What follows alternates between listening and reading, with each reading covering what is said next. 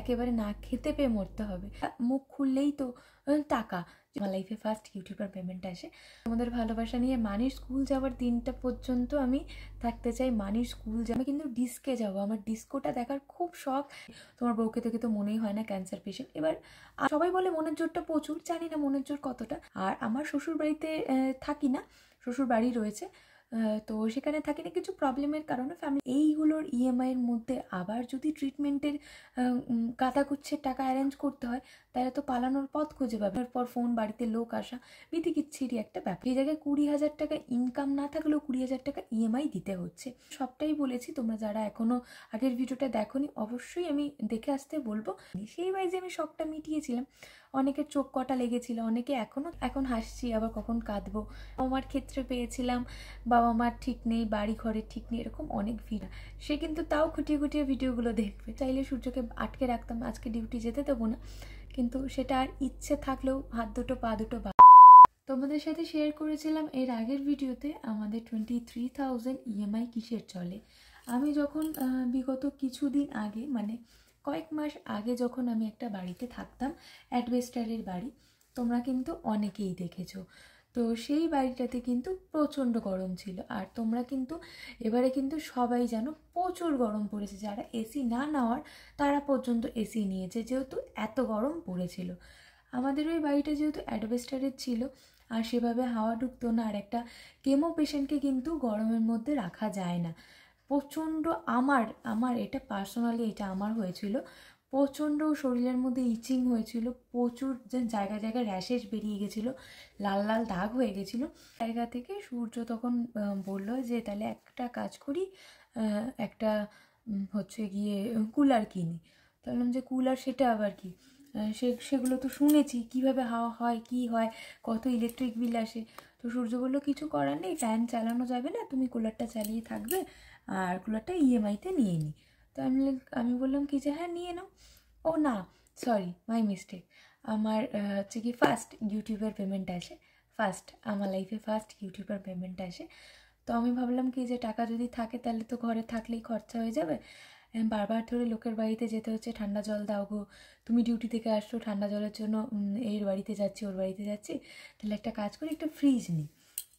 তো ইএমআইতে আমি একটা ফ্রিজ নিই। আমি পুরো আমার যে পেমেন্টটা ঢুকেছিল মনে হয় $113 সামথিং ঢুকেছিল।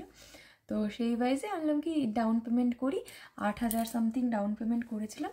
তো বাকিটা ইএমআইতে, কিছু একটা অ্যাপ্রক্স 3,000-3,000-এর কাছাকাছি ইএমআই। তাহলে কি যে ঠিক আছে, তাহলে চলো 9 মাস মতো ইএমআই দিতে হবে, তারপরে তো ফ্রিজ আমাদের কাছেই থাকবে। তো ফ্রিজ না হলো, ফ্রিজটা বেশ ঠিকঠাকই হলো, সব কিছু ঠিকঠাকই চলছিলো, ঠান্ডা জল খাচ্ছিলাম। তারপরে এত গরম পড়লো, সূর্য তখন বললো যে একটা কুলার নিই, চলো ইএমআইতে নিয়ে নিই, অত পড়বেও না, আর এখন তেমন কোনো চাপও নেই, দুটো ইএমআই অলরেডি চলছে, আর ফ্রিজটা আর কুলারটা নিয়ে নিই। তাহলে কি যে ঠিক আছে, তাহলে চলো তাই করো, নিয়ে নাও। এবার তখন নিয়ে নেওয়া হয়। তো এবার ওই বাড়ির থেকে আমরা তারপরে ঘরটা চেঞ্জ করে চলে আসি, যেহেতু ওই বাড়িতে ওনারা বলে যে হচ্ছে গিয়ে তোমার বউকে থেকে তো মনেই হয় না ক্যান্সার পেশেন্ট। এবার আমি যদি মানুষকে না মনে করে, তাহলে আমাকে এখন দেখে কি মনে হচ্ছে আমার শরীরের মধ্যে একটা মরণোপান্ন রোগ হয়েছে? আমি যতক্ষণ না তোমার সাথে শেয়ার করছি, তোমাদের সাথে শেয়ার করছি, ততক্ষণ কি তোমরা জানতে পেরেছো যে শরীরের মধ্যে এরকম কিছু একটা বাসা বেঁধেছে? আমার যখন এই গলার মধ্যে লিম্ফ নোডগুলো হয়েছিল, আমার এখানে কিন্তু অনেকটাই বড় হয়েছিল, আমরা কিন্তু কেউ বুঝিনি, কেউই না। এমনকি বার্থডের আগের দিন হঠাৎ করে হাত এরকম গলায় দিতেই হঠাৎ করে দেখি এরকম গাঁট মতো হয়ে রয়েছে।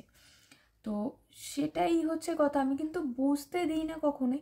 আমি কেমো নিয়েও সূর্যর সাথে ডেলিভারি করেছি, আমি কেমো নিয়েও রান্না করেছি, মেয়েকে সামলেছি, আমি সুস্থ থাকাকালীনও আমি পাহাড়ে উঠেছি, আমি সুস্থ থাকাকালীনও মন্দিরে গেছি, সব কিছুই করেছি। তবে সবাই বলে মনের জোরটা প্রচুর, জানি না মনের জোর কতটা, তবে মনের জোর দিয়েছো শুধু তোমরা।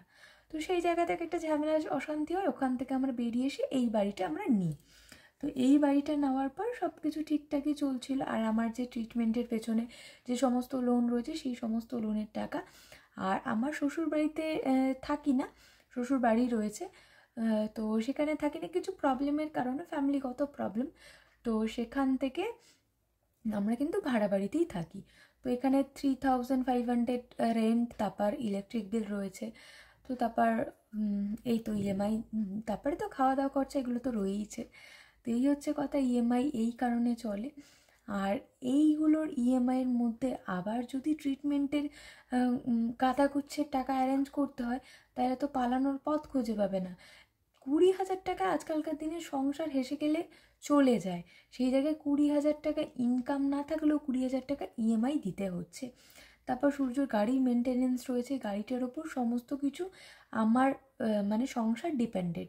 গাড়ি খারাপ হয়ে গেলে ব্যাস অসুবিধায় পড়ে যাব, যেহেতু ওর কাজটাই গাড়ি নিয়ে। যেহেতু র্যাপিডো করে, তোমরা এর আগের ভিডিওতে কিন্তু সবাই জানো, আমি কিন্তু সবটাই বলেছি। তোমরা যারা এখনও আগের ভিডিওটা দেখোনি, অবশ্যই আমি দেখে আসতে বলবো আগের ভিডিওটা। তো সেই ওয়াইজে একাই আমাকে ভেলোর যেতে হয়েছিল। আমি কিন্তু মার্চেও একাই গেছিলাম, কিন্তু এবারে যেহেতু শরীরটা অনেকটা খারাপ ছিল, মনের জোর নিয়েই আমাকে যেতে হয়েছে। তাছাড়া মুখ খুললেই তো টাকা, যেহেতু সূর্য যদি আমার সাথে যায় যে চলো, ওই যে মুখ খুলে দিলাম, তাহলেই কিন্তু টাকা লাগবে। সূর্য এখান থেকে যদি চলে যেত, তাহলে ইএমআইগুলো বাউন্স খেয়ে যেত, ফোনের পর ফোন, বাড়িতে লোক আসা, বিতিকিচ্ছিরি একটা ব্যাপার হতো। তো সেই ওয়াইজে সূর্য গেল না। আর মায়েরও সেম প্রবলেম, এতগুলো নেওয়া হয়েছে, মাই বা যাবে কোন দিক থেকে।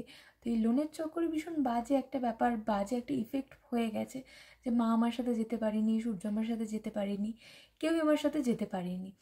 তো সেই কারণে মানিকে নিয়ে আমাকে একাই বেরিয়ে যেতে হয়েছে। তবে একা এসছি, একাই তো যাব। আজকে যদি কিছু হয়ে যায়, আজকে কি কেউ কি আমাকে আটকে রাখতে পারবে? তবে যতদিন শ্বাস ততদিন আশ।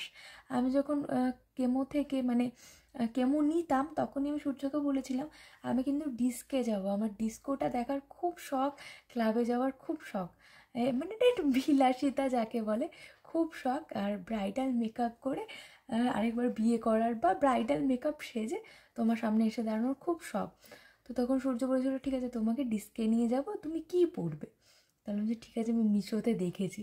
তখন থেকে আমি মিশোতে একটা জামা দেখেছিলাম, সেই জামাটা আমি লাভ রিয়াক্ট দিয়ে রেখেছিলাম, সেই জামাটা আমি অর্ডার করি। তবে বাড়ির বাইরে কোথাও কিন্তু পরে যায়নি। একটা পিঙ্ক কালারের ড্রেস, এতটা বুক চেরা ছিল। অনেকে অনেক রকম কমেন্ট করেছে। এখনও আমাদের সমাজে পোশাক পরা নিয়ে অনেকেই, মেয়েরা, বেশিরভাগ মেয়েরা মেয়েদের শত্রু, অনেক মেয়েরাই কমেন্ট করেছিল। কোনো ছেলে আমার ওই ভিডিওটাতে কোনো বাজে কমেন্ট করেনি। তবে ওটা আমার একটা ইচ্ছে ছিল, আশ ছিল, জানো তো, যে আমি তো একটা ক্যান্সার পেশেন্ট, ক্যান্সার সার্ভাইভার, তাহলে আমার আজ আছি কাল নেই। তো সেই ওয়াইজে এই শখটা আমি মিটিয়ে নিই, সেই ওয়াইজে আমি শখটা মিটিয়েছিলাম। অনেকের চোখ কটা লেগেছিল, অনেকে এখনও চোখ কটা লাগে যে তোমাকে দেখে বুঝি না বাপু তোমার কি হয়েছে, এই তো ফিটফাট রয়েছে, তো সব কিছু ঠিকঠাক। তবে যে যেরকম নজরে দেখে, এবার কি বলবো, কিছু তো বলার নেই। তো এই হচ্ছে কথা। এখন এখন হাসছি, আবার কখন কাঁদবো, মানে এই ভালো আছি, এই খারাপ আছি। তবে আজকের দিনটা আছি, আজকের দিনটা বেশ সুন্দর করে কাটাতে চাই তোমাদের ভালোবাসা নিয়ে। আর তোমরা যারা এই আজকের ভিডিওটা দেখছো, এখনও কিন্তু লাইক করোনি, তোমরা প্রতিনিয়ত ভিডিও দেখে যাও, লাইক কিন্তু করো না, তাড়াতাড়ি লাইক করে দাও। আর আমার সাথে থেকে অবশ্যই কমেন্ট করো, কিন্তু তোমাদের এক একটা কমেন্ট কিন্তু আমাকে প্রচুরভাবে মোটিভ করে। আসলে মানিকে কিন্তু পড়াশোনা বা হোয়াট ইজ ইউর নেম, এগুলো কিন্তু আস্তে আস্তে শেখাচ্ছি। আর আমার নিজের মধ্যে অনেকটা আনন্দ আসছে মানির এই পড়াশোনা নিয়ে। যদিও আমার পড়াশোনা বেশি দূর হয়নি, তাও মানির পড়াশোনা হয়নি বলবো না, আমি করিনি। মা বলেছিল করতে, সূর্যও বলেছিল, আমি কিন্তু করিনি। তবে মানিকে পড়ানো নিয়ে, মানির স্কুল নিয়ে অনেক কিছু প্ল্যান আছে, দেখা যাক কতদূর কী হয়। ওই যে আমরা যতটাই শিডিউল ওয়াইজ চলি না কেন, আমরা যতটাই মানে প্ল্যান করে থাকি না কেন, ওপর থেকে যেটা প্ল্যান করে রেখেছে সেটাই কিন্তু আমাদের সাথে হবে। তো আমার এই শরীরটাকে শরীর বলাটা অনেকেই কিন্তু ধরে, আমি উচ্চারণ নাই বা করতে পারি, করতে নাই বা পারি, তাতে অসুবিধা কোথায়? এবার যে যেরকমভাবে দেখে আর কি। তো এই কমেন্টের মাধ্যমে অনেকে অনেক রকম কথাবার্তা আমাকে বুঝিয়ে দেয়, অনেকে অনেক রকমভাবে ভালোবাসা বুঝিয়ে দেয়, অনেকে অনেক রকমভাবে কি বলবো চিপ মাইন্ডেড মানসিকতার মানুষ এসে আমাকে বুঝিয়ে দেয় যে পূজা তুই কতটা অসহায়, যে এরকম কমেন্ট তোকে পড়তে হচ্ছে। অনেক কমেন্ট আমি মেয়ের ক্ষেত্রে পেয়েছিলাম, বাবা মার ক্ষেত্রে পেয়েছিলাম, বাবা মার ঠিক নেই, বাড়ি ঘরে ঠিক নেই, এরকম অনেক ভিডিও, অনেক কথাবার্তা, এই বর চলে যায়, এই ওই অনেক কিছু। এগুলো এখন আর গায়ে লাগে না, বিশ্বাস করো, এগুলো এখন আর গায়ে লাগে না। এই সুর ধরে কথাবার্তা বলো তুমি, ওই জন্য তোমার ভিডিও দেখতে ইচ্ছে করে না। তাও কিন্তু তারা খুঁটিয়ে খুঁটিয়ে ভিডিও দেখবে, যে এই যে সুর তুলে আমি কথা বলি, এগুলো কিন্তু তোমার ভালো লাগলে তার কিন্তু ভালো লাগছে না, সে কিন্তু তাও খুঁটিয়ে খুঁটিয়ে ভিডিওগুলো দেখবে। এত ন্যাকামো কেন করো? তুমি যে এই ন্যাকামোটা দেখতে এসছো তার জন্য অনেক ভালোবাসা গো দিদি। তো যাকে, এই হচ্ছে কথা। এখন তোমাদের আশীর্বাদ নিয়ে এগোতে চাই, তোমাদের ভালোবাসা নিয়ে মানির স্কুল যাওয়ার দিনটা পর্যন্ত আমি থাকতে চাই। মানির স্কুল যাওয়া জিনিসগুলো টিফিন করে দেওয়া, স্কুলে নিয়ে যাওয়ার ব্যাপারগুলো আমি খুব করে উপভোগ করতে চাই। তোমরা কিন্তু পাশে দেখো। আমি কিন্তু ভেলোর থেকে চলে এসেছিলাম এই কারণে, হ্যাঁ, সামান্য কয়েকটা টাকার কারণেই চলে এসেছি, ওই যে মুখ খুললেই টাকা, সেই কারণেই চলে এসেছি। তা বলে এই না যে আমার কিন্তু কিছুই ছিল না, আমারও ছিল। সব কিছু আমার কারণেই চলে গেছে, আমার ছিল, আমার কারণেই চলে গেছে। অনেক শখ করে মা দিয়েছিল। তো আগে কী হতো, ইচ্ছে করলেই, মন চাইলে সূর্যকে আটকে রাখতাম, আজকে ডিউটি যেতে দেবো না, কিন্তু সেটা আর ইচ্ছে থাকলেও হাত দুটো পা দুটো বাঁধা যে না, সূর্য যদি বাড়িতে বসে যায় আমাদের একেবারে না খেতে পেয়ে মরতে হবে। একদিন বসে যাওয়া মানে বিরাট লস, যেহেতু ইএমআইয়ের টাকা মানে লোনের টাকা একদম পাই টু পাই হিসেব করে থাকা, যে এই দিন কাজ গেলে, ওই দিন কাজে গেলে এতটা টাকা অ্যামাউন্ট আমি অ্যারেঞ্জ করতে পারবো, বা এতটা অ্যামাউন্ট আমার অ্যারেঞ্জ হবে। তো ওই কারণে আমি আর ইচ্ছে থাকলেও আটকাতে পারি না। এই যে বাড়ির পাশে মেলা বসেছে বিরাট, আমাদের ত্রিবেণীতে। আমার বাড়ি যেহেতু মগরা, মানে আমার জন্মস্থান ওটা, আর এটা হচ্ছে আমার দ্বিতীয় স্থান। প্রথম বাড়ি মানে আমার এটা বাড়ির পাশে মেলা বসেছে মানে ত্রিবেণীতে, তো সেখানে যাওয়ার খুব ইচ্ছে। আগে ছোটোবেলায় একেবারে 1 সপ্তাহ ধরে মেলা দেখতাম, 1 সপ্তাহ প্রত্যেক দিন মেলায় যেতাম। আর এখন ইচ্ছে থাকলেও সূর্যকে উপায় নেই। তো আজ যেহেতু মিয়া অমরের বার্থডে, হ্যাঁ মিয়া অমরের আজ যেহেতু বার্থডে, সূর্যকে কিন্তু খুব করে বলেছি আমার জন্য কিন্তু কেক আনবে। জানি না কি আনবে। এখন কিন্তু বাজে 12টা 15, আমি এখন ভিডিও করতে বসেছি। আর হচ্ছে গিয়ে মানি কিন্তু ঘুমোচ্ছে, মাও ঘুমোচ্ছে। সূর্য আস্তে আস্তে অ্যাপ্রক্স 2 কি 3টে বাজবে, তো আমি ঘুমিয়েই পড়ি। আজকে একদম ঘুম আসছে না, ওই কারণে ভাবলাম তোমাদের সাথে সবটা শেয়ার করে রাখি। তো চলো, এই হচ্ছে কথা। আমি কিন্তু এইগুলো স্মৃতি হিসেবে বলো, মেমোরি হিসেবে বলো, তোমাদের মধ্যেখানে রেখে দিয়ে যেতে চাই। আমি একটা কথাই বলবো, যে আমি ওই দিনটা কবে যে আসবে আমার লাইফে। অনেকে আমাকে কমেন্ট করেছে, জানো তো, যে আমাকে সাজাবে। একটা দাদা আমাকে কমেন্ট করেছে, একটা দিদি আমাকে সাজাবে বলেছে, যে তুমি সাজাবে। আমার কিন্তু খুব খারাপ লাগছে, আমি তোমাকে সাজাতে পারলাম না। তো দিদি আমাকে আগেও ডেট দিয়েছিল, যাই হোক একটা কারণবশত সেটা ক্যান্সেল হয়ে যায়। তো যাই হোক, দিদিরও খুব ইচ্ছে আমাকে সাজানোর, আমারও খুব ইচ্ছে সাজার, জানো তো। তবে আমি চাই একটা স্পেশাল দিনে আমি একটু সাজবো। তোমরা কমেন্ট করো কিন্তু আমাকে ব্রাইডাল মেকআপ দেখতে, না ব্রাইডাল সাজে দেখতে কারা কারা ইচ্ছুক কমেন্টে জানাও তাড়াতাড়ি। আর এই যে এই আংটিটা দেখছো, এটা কিন্তু ইমিটেশনের, এটাও ইমিটেশনের। এটা হচ্ছে কি কী বলে ওটাকে, তামা না কিছু, এটা রূপোর, এটাও কিন্তু রূপোর। এটা হচ্ছে কি আমার কিন্তু রাজ দিয়েছিল। আর এই জামাটা দেখতে পাচ্ছ, এটাও কিন্তু রাজ দিয়েছিল। তো রাজ কে নাকি তোমরা কিন্তু জানোই যে রাজ কে।